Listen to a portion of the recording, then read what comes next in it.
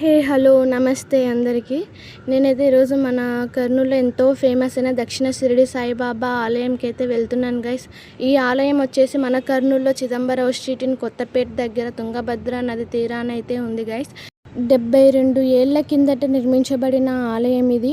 ఈ టెంపుల్లో సుమారు 700-800 మంది ధ్యానం చేసుకునే విశాలమైన ధ్యాన మందిరం కూడా ఉంది. షిరిడి సాయిబాబా అప్పట్లో అమిత భక్తుడైన శ్రీ కె వీరస్వామి నాయుడు 1951 నవంబర్ 10న విజయదశమి రోజున 4 అడుగుల ఎత్తైన అందమైన పాలరాతి సాయిబాబా విగ్రహాన్ని అయితే ప్రతిష్ఠించారు. సాయిబాబా వీరస్వామి కళలో నక్షత్రం ఆకారంలో ఆలయం నిర్మించమని ఆదేశించారంట. శ్రీ సాయిబాబా అమిత భక్తుడైన వీరస్వామి అనే అతను తుంగభద్ర నది ఒడ్డున ఆలయం అయితే పూర్తి చేశారు. నక్షత్రం ఆకారం ఉండటం ఈ ఆలయం యొక్క ప్రత్యేకత. ఎటువైపు చూసిన 8 మెట్లతో 6 కోణాలతో నక్షత్ర మండపం అద్భుతంగా ఉంటుంది. బాబా విగ్రహం ఉంచబడిన ఆలయం లోపల ఎంతో పవిత్రమైన శ్రీచక్రం కూడా ఉంది గైస్. 4 అడుగుల ఎత్తైన మార్బుల్ స్టోన్ సాయిబాబా విగ్రహం ఈ ఆలయానికి ప్రధాన ఆకర్షణ. ఆలయంలో ప్రతిరోజు 4 హారతులు జరుగుతాయి గైస్. ఈ గుడి అయితే అన్ని వైపుల నుంచి అయితే తెరిచి ఉంటుంది.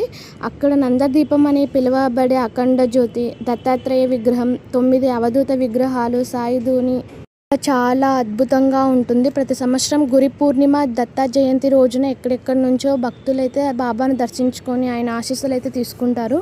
ఈ ఆలయంలో అన్నదానం కూడా జరుగుతుంది. ప్రతి గురువారం అయితే ఎక్కువ భక్తులతో అయితే ఆలయం కలకలలాడుతూ ఉంటుంది. మన కర్నూలులో ఎంత ఫేమస్ అయిన దక్షిణ షిరిడి సాయిబాబా ఆలయం అయితే ఎవరైనా చూడని వాళ్ళు ఉన్నారా? అయితే ఒకసారి వచ్చి అయితే విజిట్ చేయండి గైస్. నాకైతే ఆ షిరిడి సాయిబాబాని దర్శించుకునేటప్పుడు నా కళ్ళలో నాకు తెలియకుండా ఆటోమేటిక్గా కన్నీళ్ళు అయితే వస్తాయి గైస్. ఎందుకో తెలీదు. ఇక్కడ ధూని అని ఉంటుంది గైస్. షిరిడి సాయిబాబా ధూని అనేసి పిలువబడతారు దీన్ని అయితే. నక్షత్రం ఆకారంలో గుడి అయితే అద్భుతంగా ఉంటుంది.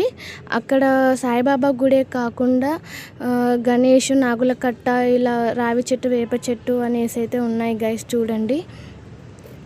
అయితే బాబా దర్శనం చేసుకొని అలా కొద్దిసేపు అక్కడైతే కూర్చున్నాను గైస్. చాలా ప్రశాంతంగా అనిపించింది.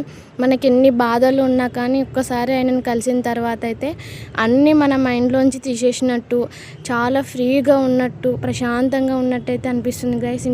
ఇంకా ఇంటికైతే వచ్చేసాను గైస్. మనం ఎట్లనో ఆకలితో అయితే ఉండలేము. ఇంటికి వచ్చేసరికి అమ్మ ఉగ్గాని బజ్జీ చేసేసింది. మనకి ఎంతో ఇష్టమైన ఉగ్గాని బజ్జీ తినేసాక ఇంకొకటి గైస్ చెప్పడం మర్చిపోయినా, ఆలయంలో ఇచ్చిన కేసరి ప్రసాదం అయితే తిన్నాను గైస్. చాలా బాగుంది. తింటుంటే ఇంకా తినాలనిపించింది. కానీ ఎంత తిన్నా లిమిట్లో తినాలి కదా. ఎంత ఇష్టమైన ఫుడ్ అయినా సరే మనం లిమిట్లోనే తీసుకోవాలి గైస్. అది కాదని టేస్ట్ ఉందనేసి, బాగుందనేసి అతిగా తిన్నామంటే మన హెల్త్ ఇష్యూసే వస్తాయి. షుగర్, బీపీ వచ్చేది తొందరగా పోతారు. సో అట్లా మనకు ఎంత ఇష్టమైన వాళ్ళనైనా సరే మనం ఒక లిమిట్ వరకే ఉంచాలి. మనం అంత ఇష్టపడుతున్నాం అనేసి వాళ్ళ మీద అయితే అతి ప్రేమ అయితే చూపించకూడదు. చివరికి మన ఆరోగ్యానికే దెబ్బతీస్తుంది అన్నట్టు మనకి ఎఫెక్ట్ పడుతుంది గైస్. సో జాగ్రత్తగా ఉండండి.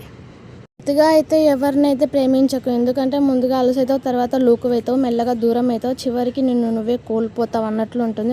మనుషులతో మనం ఉండాలి, అంతేకాని పరిస్థితులు, సమయం బట్టి మాట్లాడే మనుషులతో అయితే దూరంగా ఉండాలి. ఇదైతే నేర్చుకున్నాను నేనైతే. ఆఫీస్ టైం అయితే అయిపోయింది గైస్. ఇంటికి అయితే బయలుదేరినాను. ఆఫీస్ కింద అయితే చోటుగాడైతే నా కోసం వెయిట్ చేస్తుంటారు. ఎవరో చూపిస్తాను పదండి. చూడండి గైస్, నా స్కూటీ చోటుగాడు వీడే.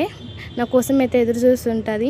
నేనైతే కంటికి రెప్పలాగా ఎంతో జాగ్రత్తగా అయితే ఇంటికి, ఆఫీస్కి అయితే తిప్పుతుంటుంది గైస్. అందుకు నాకు చాలా ఇష్టం గైస్ నా చోటుగాడు అంటే.